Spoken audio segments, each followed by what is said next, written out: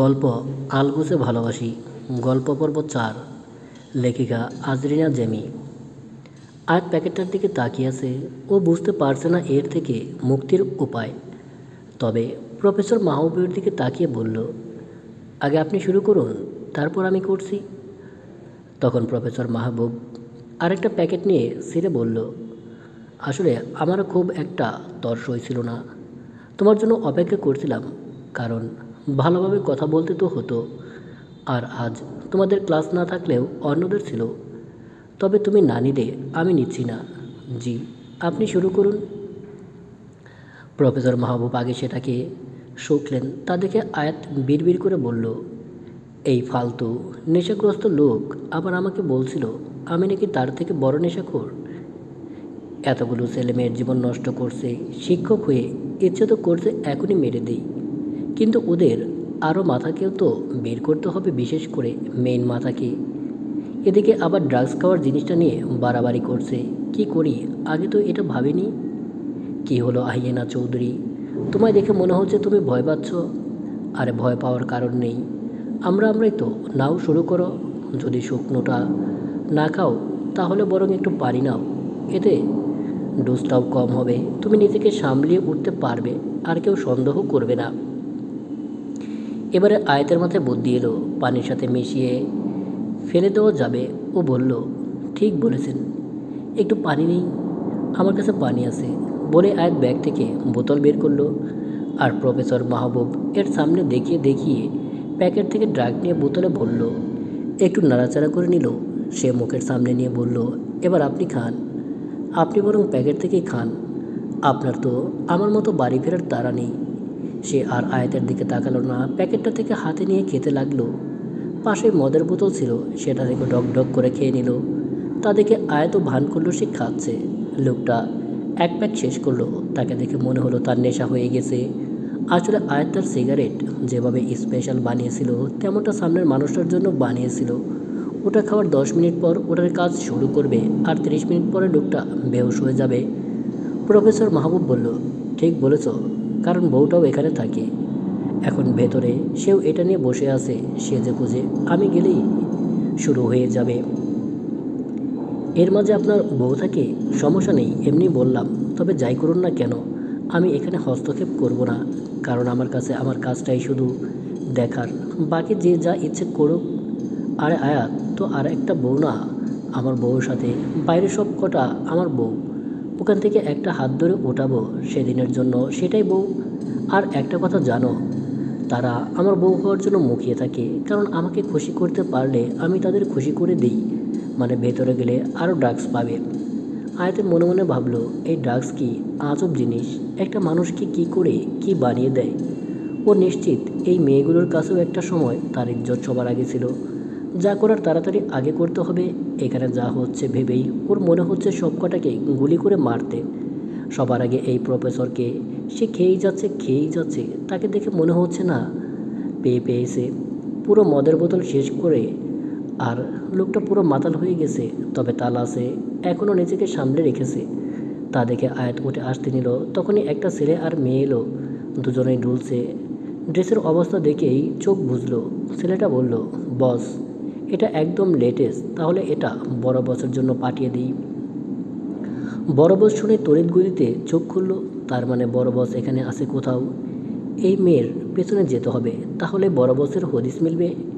Professor মাহবুব বলল, না, আগে আমার টেস্ট করে করব, তারপর। তুই বরং ভেতরে গিয়ে মালিনীকে বল আজ বড় বসের কাছে যেতে না থাক। ও আজ সেজেছে, বসকে বল তার ঘরে যে আসতে। লোকটা বুঝতেই পারছে না কার সামনে কী বলছে। সে বোধহয় ভুলে গেছে আয়াত আছে তার সাথে। ছেলেটা চলে গেল। প্রফেসর মাহবুব এসে মেয়েটার হাত ধরল। মেয়েটাও তার গলা জড়িয়ে ধরল। আয়াত ভাবছে ও এখন যাবে কি না। না, বড় বসকে দেখে যাবে। ভেতরের দিকে আরও রুম আছে, আর সেটা বাইরের দিক থেকে। তার মানে বড় বস এখান দিয়েই যাবে। এদিকে পাশেই দেখলো প্রফেসর মাহবুব আর ওই মেয়েটা মিলে। ও সেদিকে না তাকিয়ে মনে মনে আস্তাগফিরুল্লাহ নাউজুবিল্লাহ পড়ছে। ওর রাগ হলো ভীষণ। 30 মিনিট হয়ে গেছে, তাও প্রফেসর মাহবুবের পেছনে লাথি মেরে ফেলে দিল। দুজনেই তাল সামলাতে না পেরে পড়ে গেল। তবুও যেন তাদের কিছু গেল আসলো না। প্রফেসর মাহবুব বেহুশ, মেয়েটাও ঢললেও বেহুশ না। সে সোজা হয়ে বসে আবার প্রফেসরের পাশে মাটিতে শুয়ে পড়ল। তবে আয়াতকে বোধ হয় কেউ খেয়াল করেনি। খেয়াল করবেই বা কীভাবে, সবাই সবার আলাদা দুনিয়ায় আছে যে। তখনই একজন আসতে নিলে আয়াতটা দেখে বোতল আর ব্যাগ নিয়ে লুকিয়ে পড়ল। কারণ হয়তো বড় বছর আগমন দেখে লোকটা বেশ স্বাভাবিকভাবেই হেঁটে এলো পাশে আগের ছেলেটা। তারা এসে দুজনকে শুয়ে থাকতে দেখে আগের ছেলেটাকে ধমকে পাশের জনকে বলল, এরা দুজন এখানে কি করে? ছেলেটা মাথা নিচু করে বলল, বস বোধহয় বেশি খেয়ে ফেলেছে, তাই বেহুশ হয়ে পড়েছে। আজ বসই এই মাইয়া। থাক, আর বলতে হবে না, দেখে তো লেটেস্ট মনে হচ্ছে। হ, বড় বস একদম লেটেস্ট। তুই মাহবুবরে নিয়ে যা, এরে আমি দেখতেছি। আর মালিনীর কাছে আইজ একজনকে পাঠাই দে, নাইলে ওরে ওর মন মতো কাউরে বাইসা নিতে। লেটেস্ট মাল তুইয়া কেউ কি পুরনোর কাছে যায়? আর খবরদার এইদিকে কেউ জানি আয়সা ডিস্টার্ব না করে। আচ্ছা বলে ছেলেটা প্রফেসর মাহবুবকে নিয়ে চলে গেল। আর বড় বস নামক প্রাণীটা মেয়েটাকে উঠিয়ে নিজের কাছে বসালো। সামনে ড্রাগস আর মদ দেখে সে নিজেও খেতে লাগলো।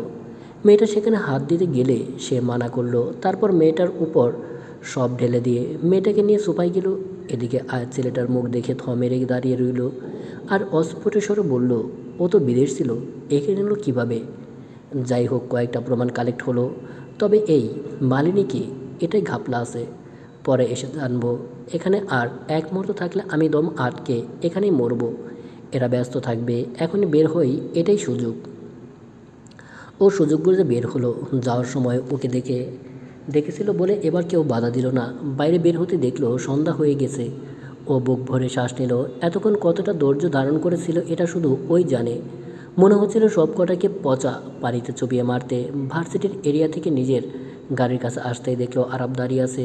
আয়াতকে দেখে ও জোরে ধরে বলল, তুই জানিস আমার কেমন লাগছিল? তুই যতক্ষণ ভেতরে ছিলিস আমার ততক্ষণ বোধ হয় দম আটকে ছিল। আরে রিল্যাক্স জান ভাইয়া, আমি ঠিক আছি। যখন তোকে জোর করলো ড্রাগস খাওয়ার জন্য আমি খুব ভয় পেয়েছিলাম। তা তুই বুদ্ধি করে সেটা সামলে নিলি। এরপর থেকে এটার ব্যবস্থাও রাখতে হবে। হুম, অনেক হয়েছে। তা শেষ জনের মানে বড় বছর চেহারা দেখেছ তো?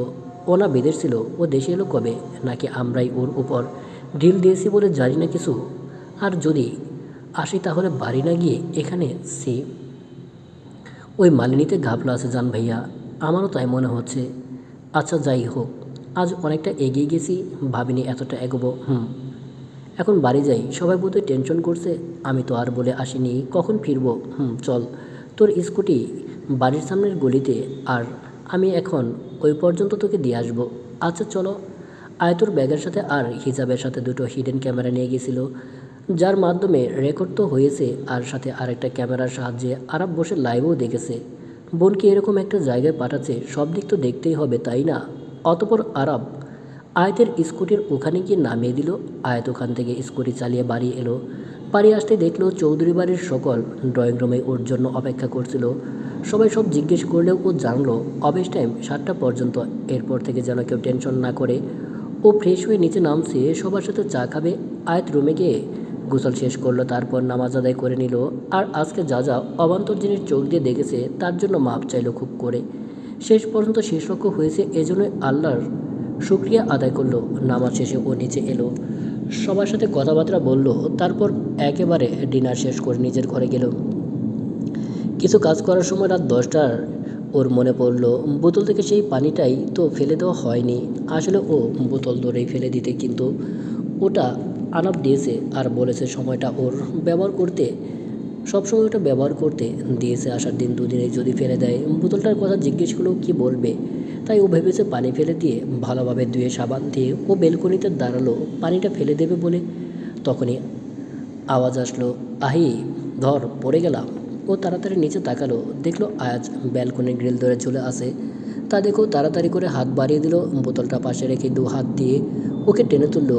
ও উঠেই জোরে জোরে শ্বাস নিতে লাগলো আর বলল, তুই না থাকলে আজকেই ইন্নানিল্লাহ হয়ে যেতাম আহি।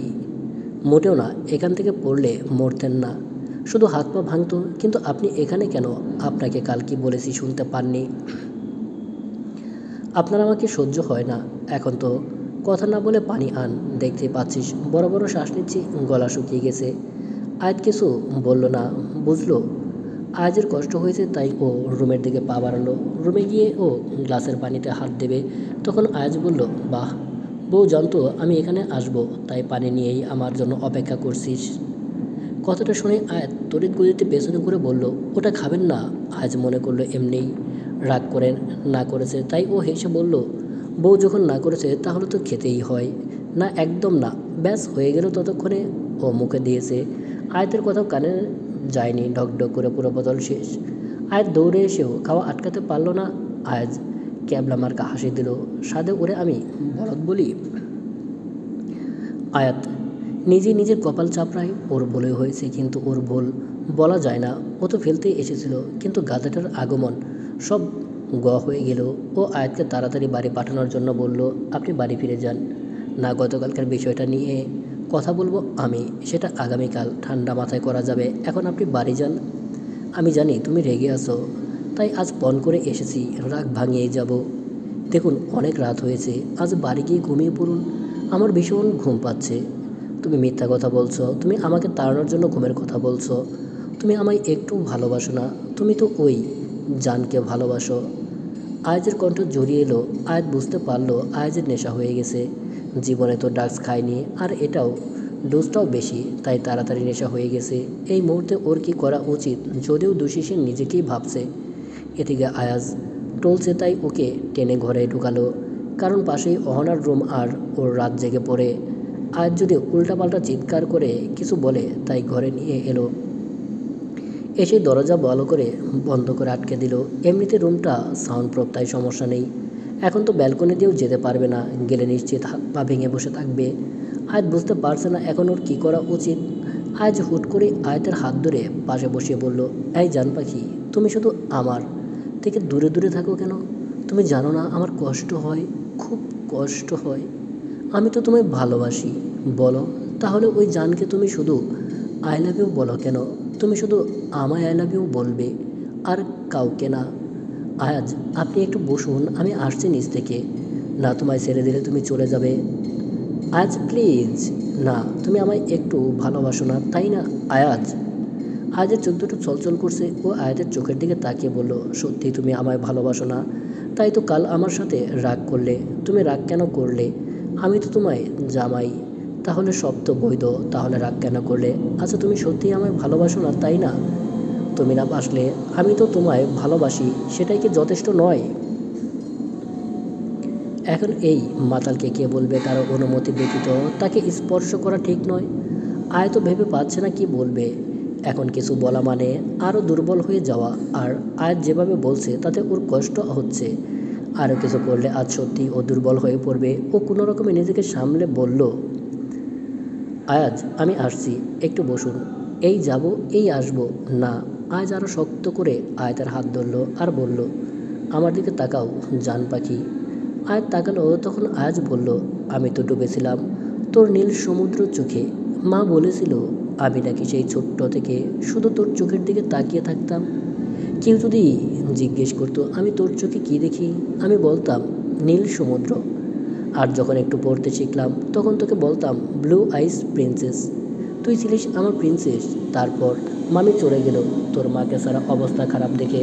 তোর বাবা তোকে নিয়ে বিদেশ চলে গেল। মা ফিরে এলো কিন্তু তোকে আনলো না। নানা ভাই তোর সাথে বিদেশ রইল। তখন তোর 5 বছর ছিল। আমি খুব কেঁদেছিলাম, সেদিন খুব কেঁদেছিলাম। তুই ফিরে এলি, তখন আমি ক্লান্ত। ক্লাস 3-তে পড়তাম। তোকে আমার সাথে 3-তে ভর্তি করে দিল, কারণ আমি আর তুই সমবয়সী। কিন্তু তুই তো বিদেশ পড়াশোনা করতিস, তাই সব পড়া তোর কাছে সহজ। তাই তুই বললি তুই সব পারিস, তুই আমার ক্লাসে পড়বি না। 4-এর বই দেখালে তুই সেটাও পড়বি না বললি, তাই নানাভাই তোকে বুঝিয়ে শুধিয়ে ক্লাস 5-এ ভর্তি করে দিল। তুইও মেনে নিলি। 5-এর বই দেখে রাজি হলি, তা দেখে আমার ভীষণ রাগ হয়েছিল। তুই আমার সাথে পড়বি, আমি তোকে আগলে রাখবো, কিন্তু তুই আমাকে ছেড়ে দিলি। আমি তোর মতো ব্রিলিয়ান্ট ছিলাম না, তাই আমি পড়তে পারলাম না। কিন্তু আমি তোর একটা বন্ধু হতে দেইনি। তোর জীবনে একটা ছেলে বন্ধু হয়নি, কেন জানিস? আমার জন্য। আমি মেরে ওদের ভাগিয়ে দিতাম, কারণ তোর পাশে আমার কাউকেই সহ্য হতো না। আর তুই কিনা আমার সামনে অন্য কাউকে আই লাভ ইউ বলিস। জানিস এটা কত কষ্টের? আয়াতের চোখ দিয়ে পানি পড়ছে। তা দেখে আয়াত নিজেকে সামলাতে পারছে না। মানুষটা ওকে আজ দুর্বল করেই ছাড়বে। আয়াত উঠে গেল, ড্রয়ার থেকে কিছু বের করলো। আয়াজ ওর পেছনে গিয়ে ওকে নিজের দিকে ঘুরিয়ে নিল। আয়াত ওকে বিছানায় বসিয়ে দিল। আয়াজও আয়াতের গালে হাত রেখে বলল, আহি, তোকে অনেক ভালোবাসি রে আমি। আমি তোকে হারাতে চাই না। আমি মরে যাব। আজ বলতে বলতে আয়াতের দিকে আগাচ্ছিল, কিন্তু আয়াত আয়াজকে কিছু বলতে দিল না। হুট করে ওকে জড়িয়ে ধরল। এমনিতেও আয়াজের কান্না ওর সহ্য হচ্ছিল না, তার সাথে কথাগুলো মারাত্মক পীড়া দিচ্ছিল। সঙ্গোপনের সাথে একটা ইঞ্জেকশনও লাগিয়ে দিল। এখন আয়াত বসে আছে বিছানার পাশেই। আয়াজ ইঞ্জেকশন লাগানোর সাথে সাথে সে অজ্ঞান হয়ে গেছে। আয়াত ওর কান্না দেখে বুঝতে পারছিল আজ কিছু ঘটে যেতে পারে। আর আয়াজের চোখ দুটো বলে দিচ্ছিল ও আয়াতকে পেতে চায়, ভালোবাসতে চায়। তাই তো ইঞ্জেকশনটা লাগিয়ে, কারণ ও সবার মতো নয় যে মাতালকে তার মাতলামিতে সায় দেবে। ও ঠান্ডা মাথায় সিদ্ধান্ত গ্রহণ করে, আর ভবিষ্যতের কথা ভেবেও। কিছুক্ষণ পর ও কাউকে মেসেজ করলো, তারপর আয়াজের শরীরে আরও একটা ইঞ্জেকশন দিল। তাতে করে ওর মাথা ব্যথা হবে না, আর রাতের কিছু মনে থাকবে না। হাজার চেষ্টা করেও ব্যর্থ হবে। কিছুক্ষণ পর গিয়ে ও চৌধুরী বাড়ির সদর দরজা খুলে দিল। চারজন লোক নিঃশব্দে ঢুকে পড়ল। আয়াতের রুমে এসে আয়াজকে নিয়ে গেল।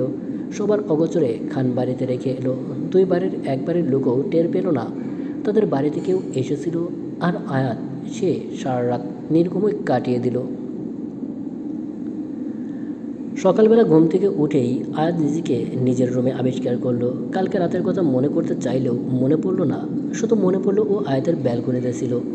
ও কীভাবে বাড়ি এলো কিছু মনে পড়লো না। ও ফ্রেশ হয়ে এলো, দেখলো আয়াত ব্যালকনিতে দাঁড়িয়ে দাঁড়িয়ে কথা বলছে হেসে হেসে। ও ব্যালকনিতে গেল। আয়াতকে দেখে আয়াত রুমে চলে এলো, দরজাটাও আটকে দিল। নিচে নামতেই শুনলো আজ দাদুভাইয়ের শরীর খারাপ। তাই ও তাড়াতাড়ি করে সে ঘরে গেল। আদিয়ান চৌধুরী বাবার কাছে এসে বসে আছে।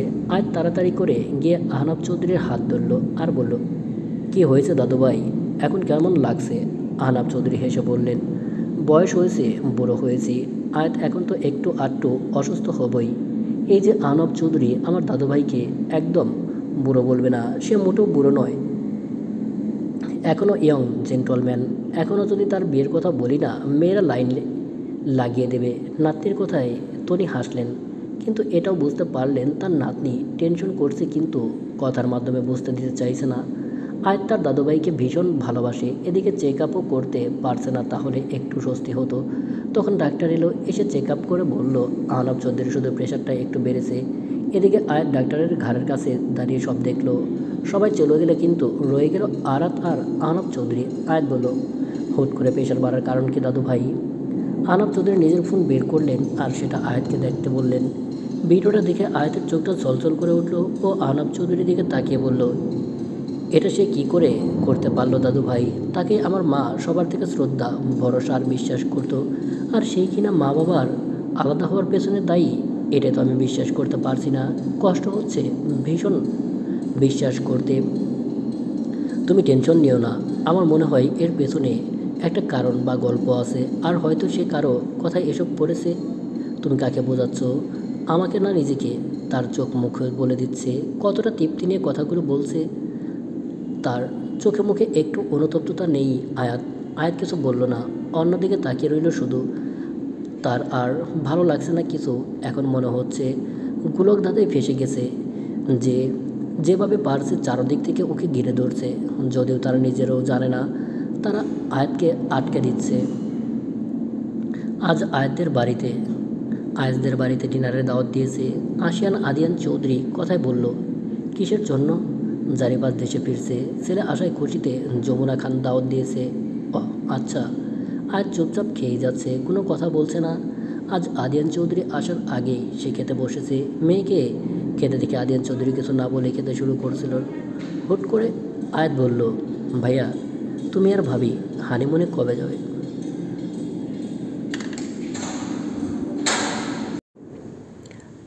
আয়াতের কথা শুনে আশিয়ান ওর দিকে তাকিয়ে বলল, তুই আবার হানিমুন নিয়ে পড়লি কেন? ভাইয়া বলছিল তোমাদের হানিমুনে যাওয়ার প্যাকেজটা সে দেবে। তো কোথায় যেতে চাও তোমরা? সুইজারল্যান্ড, লন্ডন না প্যারিস? নাকি তোমাদের আরও অন্য জায়গায় যাওয়ার ইচ্ছে আছে? ভাইয়া দেবে বলছে। এখন তুমি আর ভাবি ডিসাইড করে আমাকে জানাও। ভাইয়া বিয়ে করছে আহি? কেন? বিয়ে না করলে কি তোমরা হানিমুন প্যাকেজ নেবে না?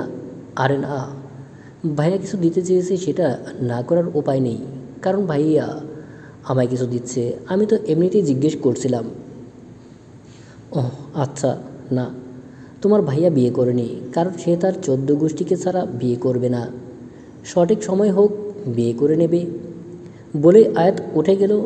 আজ ক্লাস আছে, তবে সে আজ ক্লাসে যাবে না, অফিসে যাবে। কারণ ও আয়াজের মুখোমুখি হতে চাইছে না।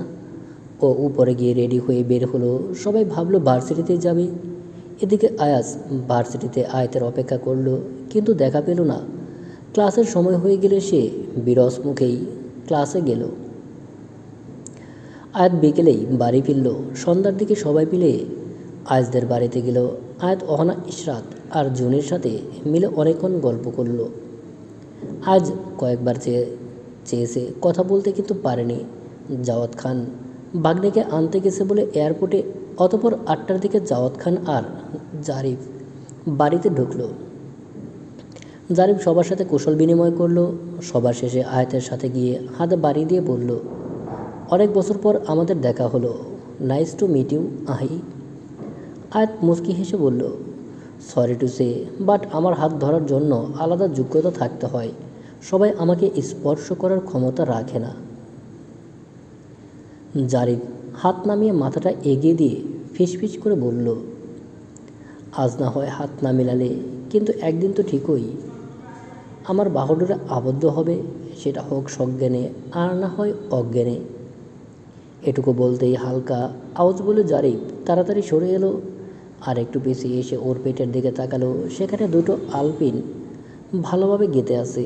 দেখে মনে হচ্ছে কেউ ডিজাইন শার্টের বোতামের, কারণ পেটের বোতামের পাশেই দুটো কালো আলপিন গেঁথে আছে। আয়াত মুচকি হেসে বলল, যেখানে আমার সামান্য কাছে আসায় আপনার জন্য সহ্য হলো না, সেখানে আমায় নিজের বাহুডোরে রাখার স্বপ্ন দেখেন। How funny! মরার ভয় নেই নাকি? জারিফ আয়নায় একদৃষ্টিতে আয়াতের আলপিন ঢোকানোর জায়গাটা দেখছে। দুটো ফুটো দেখা যাচ্ছে, লাল রঙের। দেখতে সামান্য ফুটো হলেও প্রচণ্ড ব্যথা। শার্টটার নিচে পড়ে আসে। আয়াত তখন কথাটা বলে ওখান থেকে চলে গেলে ও ফ্রেশ হওয়ার কথা বলে উপরে চলে আসে। আর এসেই একটানে দুটো আলপিন খুলে ফেলে। অবশ্য অনেক কষ্ট হয়েছিল। তারপরে রেগে শার্ট খুলে ফেলে দেয়। ও ফুটো দুটো হাতে বুলিয়ে দিয়ে বলল, এত তেজ তোমার আহিয়ানা চৌধুরী? সমস্যা নেই, জারিফ খান মেয়েদের তেজ ভাঙাতে খুব ভালো পারে। আর যাদের তেজ বেশি তাদের তেজ ভাঙার মজাটাই আলাদা। আজ যে আঘাত করলে, তৈরি হয়ে নাও। জারিফের যখন তোমার উপর নজর পড়েছে, তাহলে তো তোমাকে তার বাহুডোরে আবদ্ধ হতেই হবে। বলেছিলাম যখন সজ্ঞানে নয় অজ্ঞানে, তবে এবার মুড চেঞ্জ হলো। অজ্ঞানও নয়, সজ্ঞানে তোমার তেজ ভাঙতে খুব মজা লাগবে। তুমি সব বুঝতে পারবে, অথচ কিচ্ছু করতে পারবে না। ব্যাপারটা বেশ মজার, তাই না? তখন জুনির কণ্ঠ শোনা গেল, ভাইয়া তোর হলো, তোর জন্য অপেক্ষা করছে তো। জারিফ 5 মিনিটে যাচ্ছে বলে ওয়াশরুমে ঢুকে গেল। এদিকে আয়াত সোফায় বসে চুপচাপ ফোন কাটছে। এখনই সুযোগ বুঝে আয়াজ ওর পাশে বসলো। আয়াত বুঝেও কোনো রিয়াক্ট করলো না, শুধু বলল, কাল আমার সাথে কথা বলতে বলতে আপনার ঘুম পাচ্ছিল, তাই চলে এসেছিলেন। আজ অবাক হয়ে আয়াতের দিকে তাকালো। আসলে ও এটাই জিজ্ঞেস করতে চেয়েছিল। আয়াত কিছু বলবে তার আগে আয়াত আবার বলল, হয়তো এখানে কোনো সিন ক্রিয়েট করতে না চাইলে এখান থেকে প্রস্থান করুন মিস্টার আয়াজ ইমদাদ খান। আহি, আপনি যাবেন নাকি আমি বাড়ি চলে যাব? এ কথা শুনে আয়াজ উঠে চলে গেল। তখন জারিফ ফ্রেশ হয়ে আসলো, সকলকে খাওয়ার জন্য ডাকলো। আলিজা চৌধুরী, আয়াত আর জাওয়াত খান মুখোমুখি বসেছে। আয়াতের এক পাশে আদিয়ান চৌধুরী, আর এক পাশে আহনাব চৌধুরী। সবার অগোচরে আহনাব চৌধুরী আয়াতের হাতের উপর হাত রেখে আসে। খাওয়া শুরু করার পর আহনাব চৌধুরী হাত ছড়ালেন। সবাই খাওয়া শুরু করলো, আয়াতও করলো। একটু পর পর জাওয়াত খান আয়াতের দিকে তাকাচ্ছে, যা আয়াতের মোটেও ভালো লাগছে না, কারণ ওই চোখে অন্য কিছু বলছে। প্লেটের দিকে নজর পড়তেই আয়াতের মুখে হাসি ফুটে উঠল। ও ফোনটা নিয়ে সবার অগোচরে টুকুস করে একটা মেসেজ পাঠিয়ে দিল। তারপরও আলিজাকে বলল জাওয়াত খানকে মাংস দিতে, কারণ তার প্লেট খালি। আলিজা চৌধুরী জাওয়াত খানের পাশে এসে দাঁড়িয়ে চামচে উঠিয়ে দেবে প্লেট, এমন সময় কারেন্ট চলে গেল। পুরো বাড়ি অন্ধকার হয়ে গেল। আর তখনই জাওয়াত খান আহ শব্দ শোনা গেল, সেই সাথে কিছু পড়ার শব্দ। তার 1 মিনিট পরেই আলো চলে এলো। আলো আসতেই সবাই খাওয়া ছেড়ে হাঁ হয়ে তাকিয়ে রইল, কারণ জাওয়াত খানের মাথা ও কাঁধের দিকে থেকে পুরো গরম মাংসের বাটিটা তার উপর পড়ে গেছে, ধোঁয়া উঠছে। আর সবথেকে ইন্টারেস্টিং ব্যাপার হলো তার মুখে ঝোল দিয়ে মাখামাখি, চোখ বন্ধ করে হাত দিয়ে ধরে আছে, তার মানে চোখেও গেছে। সে পানি পান করছে আর সব জ্বলে গেল। কেউ পানি আনো। সবাই খাওয়া বাদ দিয়ে সেদিকে এগিয়ে গেল। আহনাব চৌধুরী আর আয়াত ছাড়া সকলে। আয়াত চুপচাপ বসে আয়েশ করে খাচ্ছে। আলিজা চৌধুরী কাঁদছে আর মাপ চাইছে তার জন্য এরকম হলো। আর 1 গ্লাস পানি নিয়ে হাতের আঁচলে করে পানি মারছে চোখে। তা দেখে আয়াত উঠে 1 জগ পানি জাওয়াত খানের মুখে মেরে বলল, সারা শরীরে তরকারি পড়েছে আর তুমি হাতের আঁচলে করে পানি দিচ্ছ ফুপি? বেশি করে পানি দিতে হবে। তুমি এক কাজ করো, তাকে উপরে নিয়ে শাওয়ারের নিচে দাঁড় করাও। ছোটো ফুপা বড় ফুপাকে সাহায্য করো। আয়াতের কথা শুনে সবাই বলল সেটাই করতে। আসাদ খানকে যেতে না দিয়ে আয়াজ গেল জাওয়াত খানের সাথে। আলিজা চৌধুরী তো কাঁদছে, তিনি নিজেও জানেন না তার হাত থেকে বাড়িটা কিভাবে পড়ল। আলিজা চৌধুরী কান্না দেখে আয়াত অন্যদিকে তাকিয়ে মনে মনে বলল, এতটুকুতে এত কাঁদছ পুপি? সামনে তো আরও খারাপ দিন পড়ে আছে।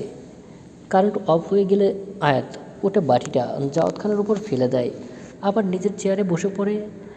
লাইট অফ হওয়ার আগে ও ভালোভাবে দেখে নিয়েছিল বাটিটার পজিশন কতটুকু। জাওয়াত খান উপরে চলে গেলে সবার ওই খাওয়া ওখানেই থেমে যায়। শুধু থামে না আয়াত আর আহনাব চৌধুরীর।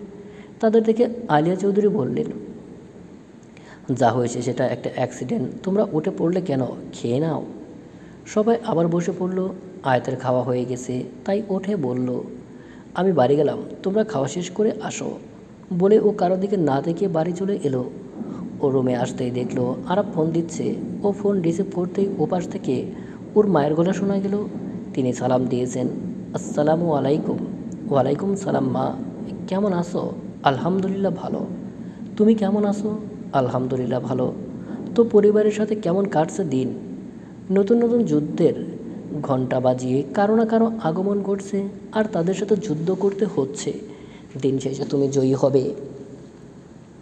শত্রুদের সাথে হয়তোবা জয়ী হব, কিন্তু পরিশেষে নিজের সাথে নিজে জয়ী হতে পারবো তো।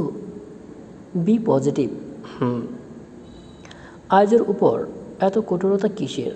একটু তো এখনও সময় আসেনি। আর আমি জানি না সেই সময়টা আসার আগেই আমি নিঃশেষ হয়ে যাব কি না। আয়াত মা প্লিজ। আয়াজ কিন্তু এটা ডিজার্ভ করে না। দিন শেষে ওরও একটা পূর্ণতা থাকা উচিত। তুমি কি মনে করো এখন ও যা করতে চাইছে তাতে আমি সায় দিই? হ্যাঁ আমি জানি তোমার ওকে ইগনোর করতে কষ্ট হচ্ছে, তুমি নিজেও কষ্ট পাচ্ছ আর ওকেও দিচ্ছ। একটু তো গুছিয়ে নাও মা। আমি চাই তুমি আয়াজকে মেনে নাও। আমি তো ওকে কোনো দিন অস্বীকার করিনি। এখানে মানা না মানার কথা কোথা থেকে আসছে? আজ তোমাকে ভালোবাসতে চাই, ওকে সেই হিসেবে গ্রহণ করো। আমি চাই দিন শেষে তুমি ভালো থাকো, সুখে থাকো। আমাদের বিয়েটা যারা জানে সবাই যেন ভুলে গেছে, আর তুমি বলছো সবাই ভুলে গেলেও তুমি আর আজ তো মনে রেখেছো, সেটাই অনেক। আমি বুঝতে পারছি না তুমি হঠাৎ করে এরকম কথা বলছো কেন। আমি আমার মেয়েকে সুখী দেখতে চাই, কিন্তু তোমার মেয়ে সুখী হতে চায় না। বলে আয়াত ফোন কেটে দিল। ও ও ঔষধ খেয়ে শুয়ে পড়ল। ওর কিছু ভালো লাগছে না। এদিকে আয়েশা তালুকদার ফোন হাতে নিয়ে বসে আছে। আরাব বলল, কি বলল? তোমার বোন সুখী হতে চায় না। আমি বুঝতে পারছি না সবার দিকে পজিটিভ থাকা মেয়েটা নিজের দিকে এত নেগেটিভ কেন। হয়তো প্রথম হাতটা ভালোবাসার মানুষের কাছ থেকে হয়েছিল। আমরা যতই বলি না কেন, ও কিন্তু বিয়ের পর আয়াজের প্রথম ব্যবহার ভোলেনি। সেদিন আয়াজ চিৎকার করে কেঁদেছিল, কিন্তু সেই কান্না কেউ দেখেনি হয়তো। আমরাও দেখতাম না, জানতাম না, যদি না বৃষ্টির মধ্যে ভিজে আমাদের বাড়ির রাস্তায় বসে থাকতো আর কান্না করতো, আর সেটা আমাদের সিসি ক্যামেরায় ধরা না পড়তো। আমি জানি না সেদিন আয়াজ ওর সাথে কী ব্যবহার করেছিল, তবে এটা বুঝছি আমার মেয়েটা সেদিন খুব কষ্ট পেয়েছিল। সেদিনের পর থেকে আমি আয়াতকে কাঁদতে দেখিনি, 1 বছর মন করে হাসতে দেখিনি। তখন আনাফ আর তুমি হয়েছিলে তার হাসির কারণ। তবে এটা সত্যি, আয়াজ আর আয়াত দুজনেই দুজনকে খুব ভালোবাসে। এই জন্য চাচ্ছি যাতে সব ভুল বোঝাবুঝি কাটিয়ে আয়াত আর আয়াজ দুজনে দুজনকে আপন করে নিক। আরব একটা দীর্ঘশ্বাস ফেলল, কারণ তার মা সবটা না জানলেও সে সবটাই জানে। এই জন্যই তো ও কোনোদিনও বলেনি আয়াতকে আয়াতের সাথে সব ঠিক করতে। ও জানে আয়াজ ওকে ভালোবাসে, কিন্তু বিয়ের দিন এর ব্যবহারের কারণগুলো ও খুঁজে পায়নি। তাছাড়া আয়াতও বলেনি কী কারণে, হয়তো আয়াত জানে তবু বলেনি। ও ওর মাকে বলল, ঘুমিয়ে পড়ো মা, ওদের সম্পর্ক ওদেরকেই সামলাতে দাও। আমি মা, তোমাদের ভালো মন্দ জীবনে যাই হোক না কেন সেটার প্রভাব মায়ের উপরই আগে পড়ে। আয়াতেরটা বাদ দিলাম, এখন তুমি বলো বিয়ে করছো না কেন? যেদিন আমার বোন খুশি মনে সংসার করবে তখন না হয় আমিও গুছিয়ে সংসার করব। রোজা ছোটো হচ্ছে না আরাব, ভালোবাসা সব জানেন তিনি, ভালো বাবা সব জানেন তিনি, অন্যত্র পাত্র খুঁজবে না। তোমরা দুই ভাই বোন কী চাইছো বলো তো? জানি না, তোমাদের দুই ভাই বোনের যা অবস্থা দেখছি, তোমাদের থেকে আনাফই আগে বিয়ে করে নেবে। তাহলে আনাফকে বিয়ে করিয়ে দাও। কে আমাকে বিয়ে করাবে? আমার তো বউ আছে, তাহলে বিয়ে কেন করতে হবে? কারো কথায় আরাব আর আয়েশা তালুকদার দরজায় তাকালেন, সেখানে আনাফ দাঁড়িয়ে আছে, দাও কোমরে হাত দিয়ে। তা দেখে আরাব বলল, হ দুলাভাই, সত্যিই তো তোমার বউ আছে, তোমার আর বিয়ে করানো লাগবে না। কিন্তু তোমার মামনির ইচ্ছে হয়েছে তার মেয়ের জামাইকে আবার বিয়ে করানোর, তাই আর কি বলছিল। কেন, মামনির কি আমার বউরে পছন্দ না? আয়েশা তালুকদার বললেন, না, আমার তোমার বউকে একদম পছন্দ নয়। মামনির যখন পছন্দ নয় তাহলে তো আরেকটা বউ আনতেই হবে। বলে আনাপ একটা হাসি দিল। আরাবকে কান ধরে বলল, বাদর আরেকটা বউ আনার প্ল্যান করছিস? আমি তো এটা তোর জানকে বলে দেব।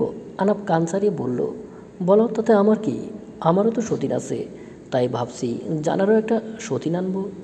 আচ্ছা জান ভাইয়া, আমার সতীনের সাথে দেখা হবে কবে? খুব তাড়াতাড়ি ইনশাল্লাহ, তৈরি থাকো। আচ্ছা, তবে জানের সতীনকেও তাড়াতাড়ি দেখানোর ব্যবস্থা করো জান ভাইয়া। তবে রে, আরাবকে ধরবে তা দেখে আরাব একটা দৌড় দিল। আরাব আর আয়েশা তালুকদার হাসলেন। আয়হানা চৌধুরী, তোমার যতবার ভাবি ছেড়ে দেব ততবার তুমি নতুন নতুন কারণ দাও। আজ তোমার জন্য আমাকে যতটা আঘাত সহ্য করতে হলো, ওর থেকেও যখনতম আঘাত পেতে হবে তোমাকে। আমি জানি তুমি ইচ্ছে করেই এটা ঘটালে, তবে কারেন্ট গেল কেন এটাই বুঝতে পারছি না। এটা তোমার লাগ বলবো নাকি অন্য কিছু? তোমার জন্য আরও বরফ আনবো নাকি এতেই হয়ে যাবে? আলিজা চৌধুরীর কথায় জাওয়াত খান ভাবনা থেকে বের হলেন আর বললেন, না লাগবে না, তুমি বরং এখানে আসো। কতক্ষণ যাবৎ শুধু কেঁদেই যাচ্ছ? তুমি কষ্ট পাচ্ছ জাওয়াত? আরে এখন তো সব ঠিক আছে, আমি ঠিক আছি, এখন বেশি জ্বলছে না। ভাগ্যিস আহি এক জগ পানি ঢেলে দিয়েছিল আর শাওয়ারের নিচে দাঁড় করানোর কথা বলছিল, না হলে নিশ্চয়ই ফুসকা পেরে যেত। তোমার ভাতিজি এমন একজন মানুষ যে আঘাতও করতে পারে আবার সেটা উপশমও করতে পারে। কি বললে বুঝলাম না? কিছু বুঝতে হবে না, কাছে আসো তো তুমি। আলিজা চৌধুরী জাওয়াত খানের কাছে গিয়ে এক হাত জড়িয়ে ধরল। জাওয়াত খান বউয়ের মাথায় এক হাত দিয়ে বুলিয়ে দিতে লাগলো আর মনে মনে বলল, শরীরের জ্বালা তো কমে গেল আলিজা, কিন্তু মনের ভেতর যে আগুন জ্বলছে সেটার কি হবে? আহিনা চৌধুরী ছাড়া তো এই আগুন কেউ নেভাতে পারবে না।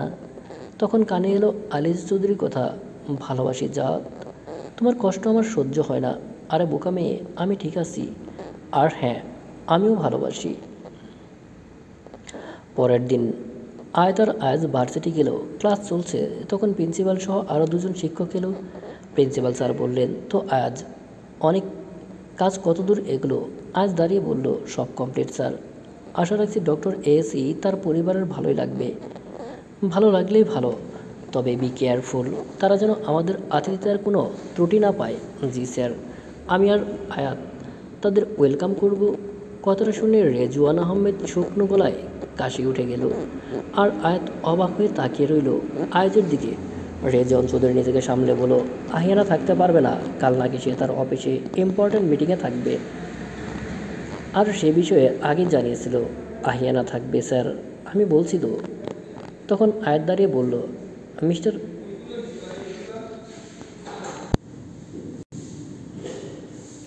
মিস্টার আজিমদাদ খান, নিজেকে আমার জীবনে এত ইম্পর্ট্যান্ট ভাবছেন কেন বলুন তো, যে আমি আপনার কথায় এখানে থাকব? অপমানে আয়াজের মাথা নিচু হলো।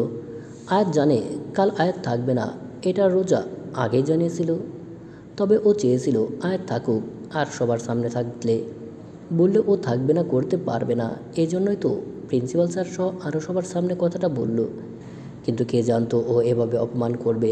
আয়াত আবারও বলল, স্যার আমি থাকবো না, কারণ কাল গুরুত্বপূর্ণ একটা মিটিং আছে আমার। তাছাড়া আমি স্যারকে কথা দিয়েছি আমি থাকবো। আমি কিছু বলছি না তোমায় আহিয়ানা, তুমি না আসলেও সমস্যা নেই, আর সবাই আছে তো।